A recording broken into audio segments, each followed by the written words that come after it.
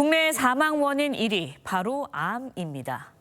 한때는 암 진단이 곧 사형 선고처럼 여겨지기도 했지만 최근에는 생존율이 많이 올라가면서 인식이 바뀌었는데요.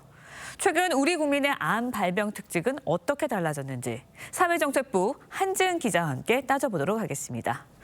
네, 한 기자, 주변에 암 환자들 찾기 어렵지 않은데요. 실제로 얼마나 많은 건가요? 네, 2023년 기준 신규 암 환자 수는 28만 8천 명대로 지난 1999년 10만 명대의 약 3배 수준인데요. 특히 65세 이상 고령층이 절반 이상이었습니다. 인구 고령화가 암 환자 증가의 가장 큰 원인으로 꼽히고 진단기술 발전이나 정기검진 증가도 영향이 있는 것으로 분석됩니다. 암을 확진받아 치료 중이거나 완치된 국민은 273만 명으로 국민 19명당 1명이 암을 경험한 셈입니다.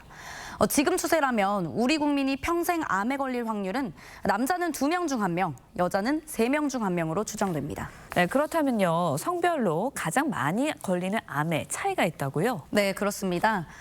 특히 남성이 잘 걸리는 암 1위가 처음으로 바뀌었는데요.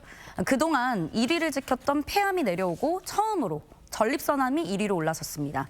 이유는 역시 고령화가 관련이 있는데요. 전문가 설명 직접 들어보시겠습니다.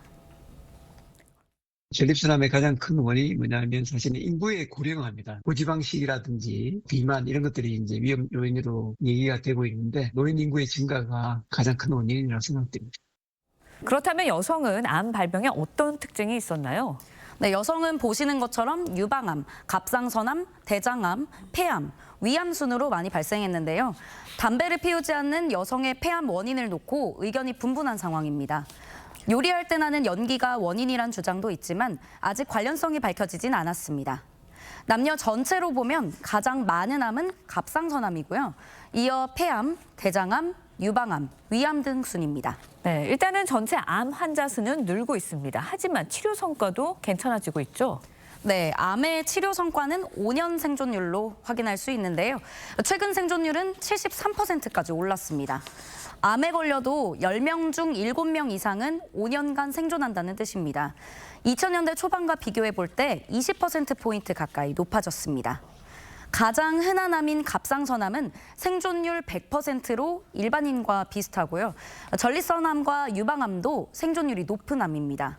반면 폐암과 간암은 생존율이 아직 절반을 밑돌고 있습니다. 네, 결국 누구나 암에 걸릴 수 있는 시대인데요. 그렇다면 관건은 생존율을 높이는 걸 것 같아요. 네, 그렇습니다. 무엇보다 가장 중요한 건 조기 발견입니다. 암을 빨리 발견하면 생존율이 92%를 넘지만 다른 장기로 전이가 된 상태에서 발견하면 생존율은 30% 밑으로 뚝 떨어졌습니다. 이제 만성질환처럼 암도 관리하면 다스릴 수 있는 질환이 되고 있으니까 스트레스와 식이, 운동 등 생활습관 관리는 기본이 되겠고요. 정부도 청사진을 공개했는데요. 2030년까지 위암, 대장암 등 6개암 조기 진단율 60%까지 끌어올리겠다 이런 목표를 발표했습니다. 네, 정부가 암 진단에도 AI를 활용한다는데 초고령 사회의 암 관리에 첨단 기술이 도움이 되기를 바랍니다. 한 기자 잘 들었습니다.